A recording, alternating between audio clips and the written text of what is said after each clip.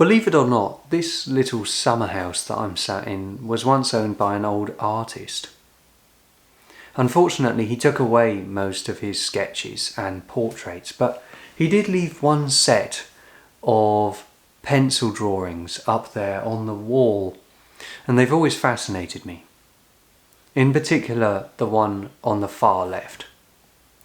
That chap is laughing at some old joke he can't keep himself together.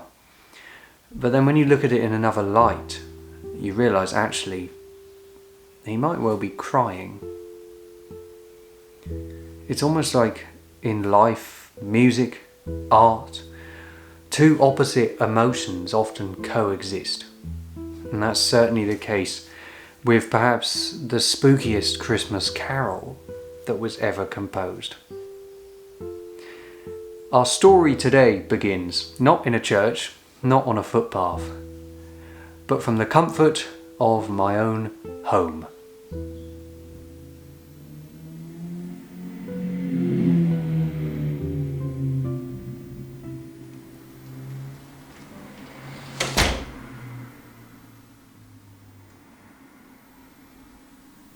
A strange place to begin a YouTube video, but nonetheless as fascinating and historical as many of the churches I visit.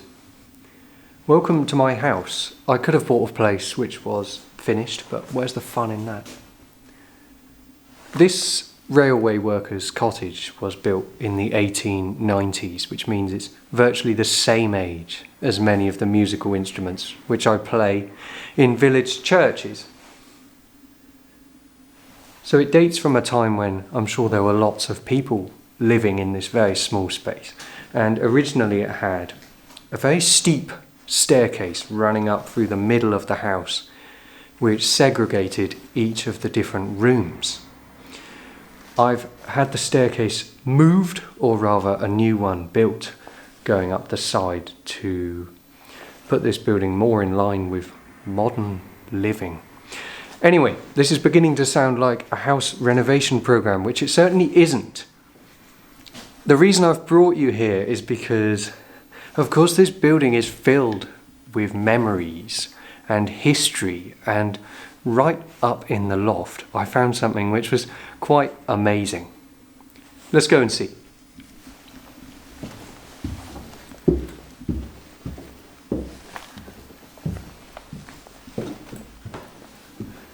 So we enter the most fresh and new part of this building because the dimensions of these rooms have slightly changed.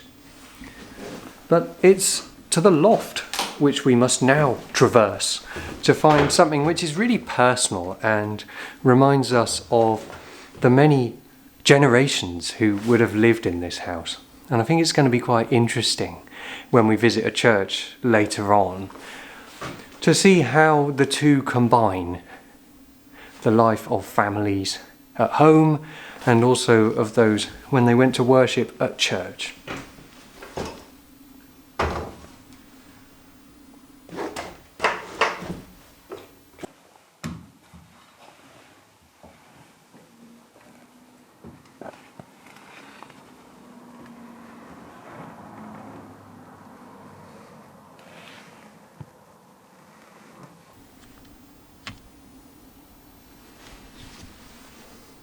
There is a strange kind of stillness and calm up here, right at the top of the house where nobody would think to look.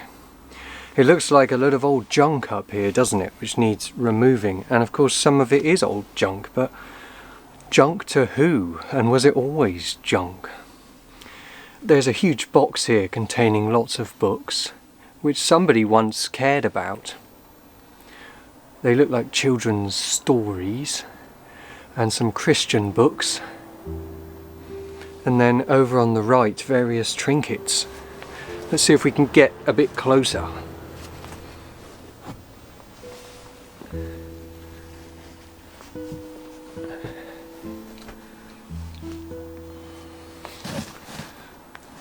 It's like somebody couldn't bear to chuck this stuff away, so they placed it neatly up here in the roof out of sight. But it outlived them, and It will outlive me, perhaps. But most poignantly, perhaps, I found 2 bags. And in those bags are some very old children's dollies. They look quite spooky, but to somebody they would have had immense sentimental value, wouldn't they? A child once played with these toys, and what happened to the child? It really puts everything into context, doesn't it, when you see something like this? And that's why I brought you here. It all makes sense now.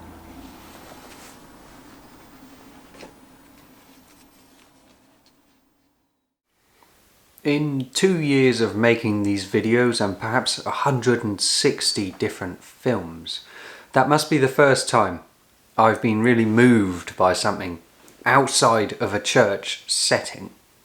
Something which is so disturbing and spooky and eerie can also be quite intensely emotional.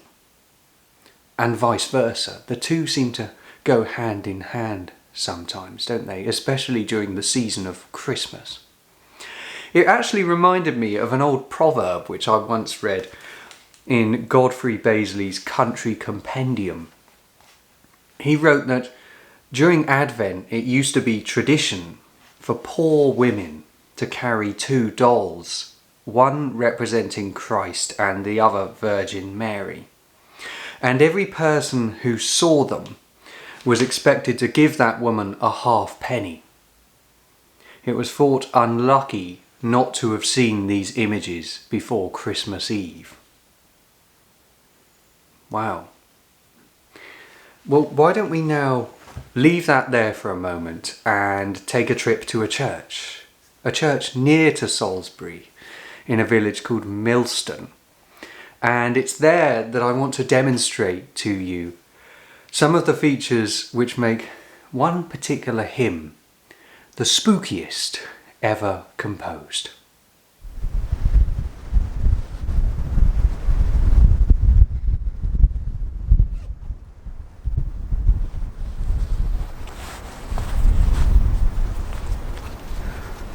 Oh, December. That time of year when darkness seems to draw in around about 3:30 in the afternoon, and when winds blast the hedgerows and the fields. It's fantastic. You'd think I'd have maybe run out of villages to explore around Salisbury, but I tell you, you've never run out of villages so long as the seasons and the music changes. And I love exploring these footpaths and of course the country churches which they lead to. Today I'm heading to a church which I first visited exactly 2 years ago. And I filmed it back then, so that must mark 2 years of making these videos because it was one of my first.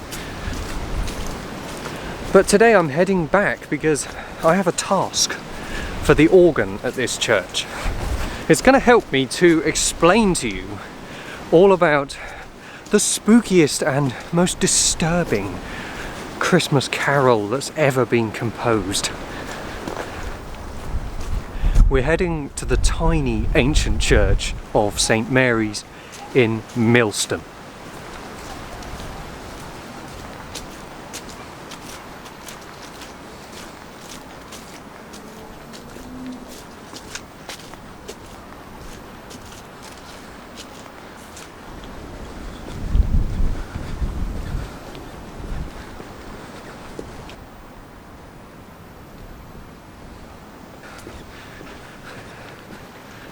I'll be glad to get inside this church before I get totally drizzled upon.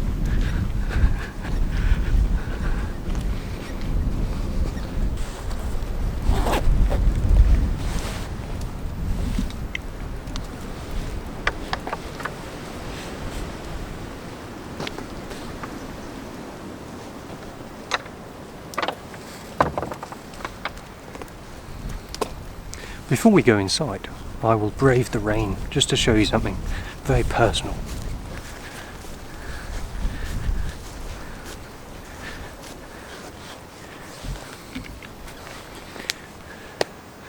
Some rather grand tombs from days gone by in memory of Leonard Mayton, who died the 18th of July 1765. And to the right, in memory of William Newton Mayton, who died the 4th of July 1800, aged just 26. I have a brother called William, better known as Billy. I wonder if these chaps were distant ancestors of ours. I should try and find out, shouldn't I?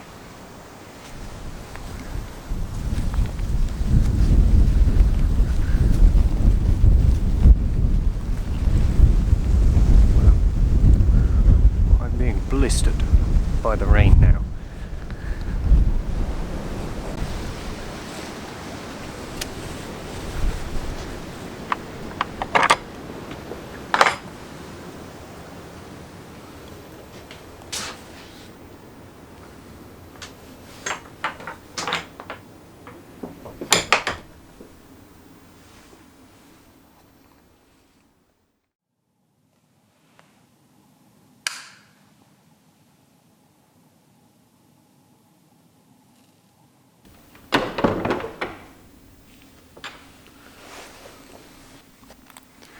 I was not expecting so much rain, but I think I made it just in time. That's a scenario which I'm sure every church rambler watching can relate to. St. Mary's is one of the smallest churches in the Diocese of Salisbury, but it's filled with amazing ancient architecture. Look at the way that the walls are leaning outwards here in the chancel. But also, as you look straight to that stained glass window, it's almost as if darkness has fallen already. With that in mind, we really should start playing some music. So, I'm going to turn immediately to the pipe organ in this church, which is quite charming because it's one of the few pipe organs that I've ever seen which is pumped by the feet. It also has a handle so that perhaps a choir boy 100 years ago could pump it. But it's quite an interesting instrument. The bass pipes are completely on display to the right and left of the console, and so is the swell box. All the other pipes are inside that swell box, and when those shutters open, it lets the sound out to make the organ louder, hence the name. And this is an organ built by Thomas Jones and Son, who were based in London. I always wonder how a church chose a particular organ builder, because they never seem to be very local. And how would they have brought this instrument here? Perhaps on the back of a horse and cart or something. Anyway, let's see how it sounds.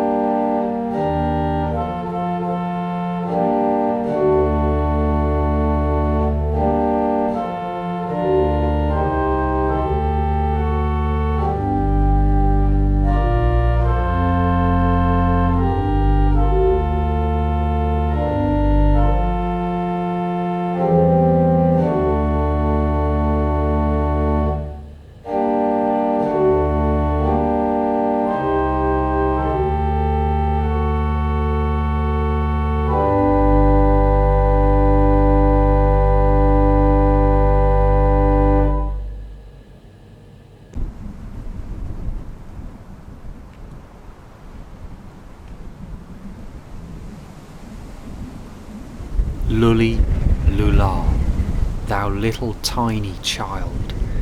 Bye bye, lully, lulle. O sisters too, how may we do for to preserve this day? This poor youngling for whom we do sing. Bye bye, lully, lulle.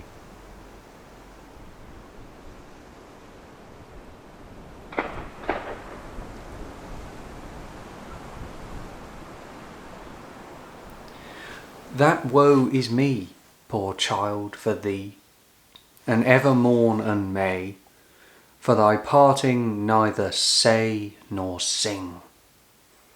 Bye bye, lully, lulle. Those lyrics are distressing, they're disturbing, they're heartbreaking. How can those possibly be the words to one of the world's greatest Christmas carols?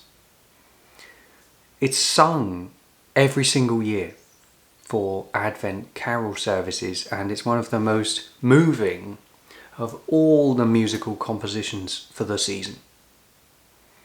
But I don't get it. Why is that? How can this possibly be intrinsically part of Christmas? Well, okay, we need to step back nearly 500 years to try and understand this. In the 1500s, grand plays took place in Coventry. These were called the mystery plays, and they acted out Bible stories from Christ's birth to his death on the cross. One of them, performed in Holy Week just before Easter, included a story called The Massacre of the Innocents. This is where King Herod had ordered the death of all young children after he learnt that a new king had been born somewhere in Bethlehem. The lyrics are a simple, mournful lullaby from mother to child. Perhaps this is richly symbolic of the link between Christmas and Passiontide, but it's still very surprising that a carol with such ironic, melancholy words should become such a festive favourite. So now we understand why these words have become part of the musical Christmas story, if you like. But what about the music? This is the fun part, and it's very revealing. There are two different versions of Coventry Carol. There's the original one from 1591, and then there's a modernised version which is easier to sing. But we really need to go back to the original one, don't we? As a musician, I find this music fascinating, and it's fascinating for one spooky reason, and that reason is called false relations. A false relation is a weird kind of musical clash. Each of these lines is a singer, and they are all singing together, but they seem to be working against each other at the same time. When one sings B flat, another immediately after sings B natural, the note next to it. This causes a strange kind of staggered clash, which is quite disturbing to listen to.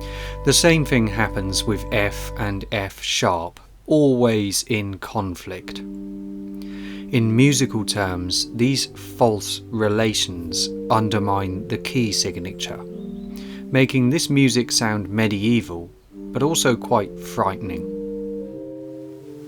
I have studied this score, I have annotated it with all of the false relations in this music. Every single time that one voice part sings a note, and then immediately afterwards it's cancelled out by somebody else. This constant contradiction, pulling back and forth, which makes this music sound very ancient, but also very haunting. And as we look at this score, we can see the number of times that these false relations happen in the music. It all begins to sound very ironic as the music constantly contradicts itself. It's almost like that strange and weird mix of children's toys and old age. It's such a peculiar piece of music, and it's very fitting when it's performed with its original words.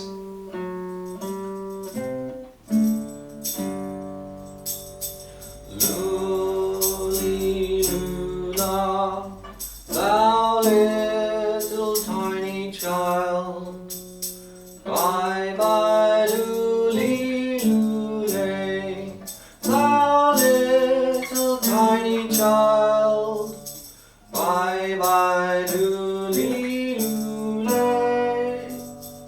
Oh, sisters too, how may we do for to preserve this day, this poor youngling for whom we do sing. Bye bye Luli Lule. That woe is me, poor child, for thee, and never morn and day for thy parting, neither say nor sing. Bye bye Luli Lule. Luli Lula, thou little tiny child, bye bye Luli Lule, thou little tiny child, bye bye Luli Lule.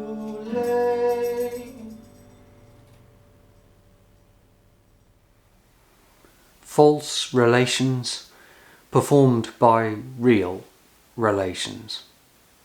I hope you now understand a little bit more about why the eeriest Christmas carol that was ever written down has become one of the most famous of all time. If you're enjoying the music and the performances so far, then do remember to click on the subscribe button. It doesn't cost you anything, but it helps us both.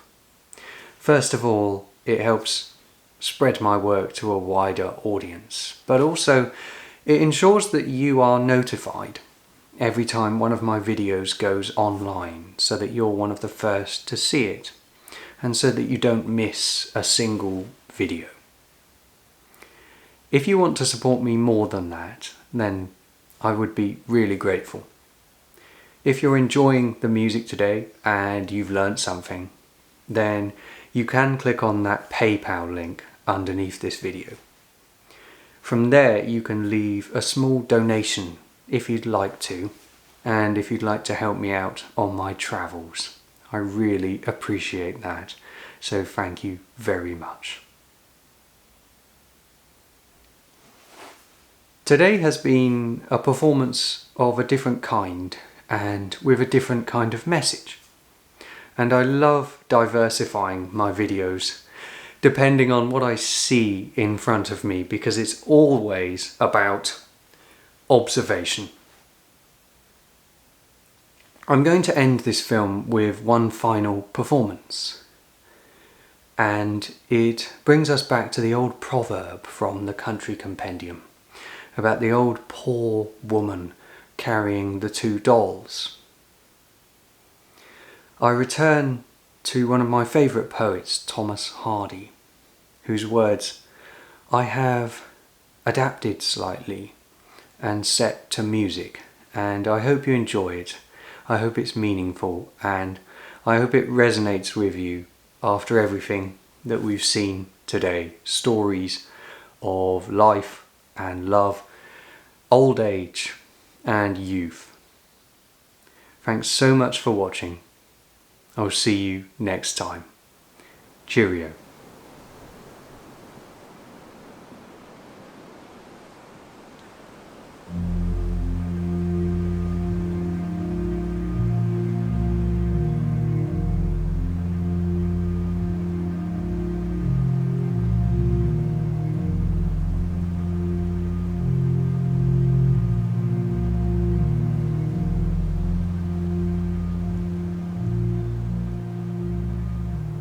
I wanted to marry, but my father, he said no. You know, it's weakness in women to give themselves so. If you care about your future, then you'll listen to me. Make a spouse in your pocket and let the men be.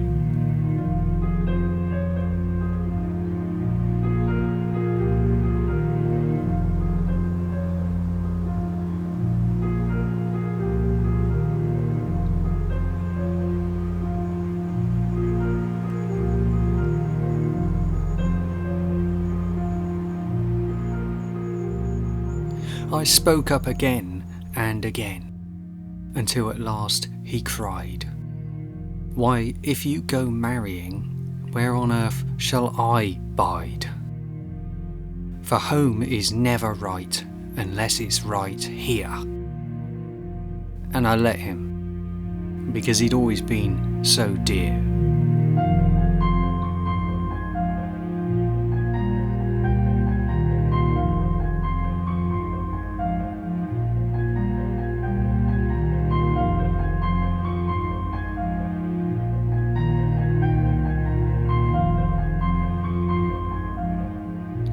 But father is now long gone, and I'm growing old.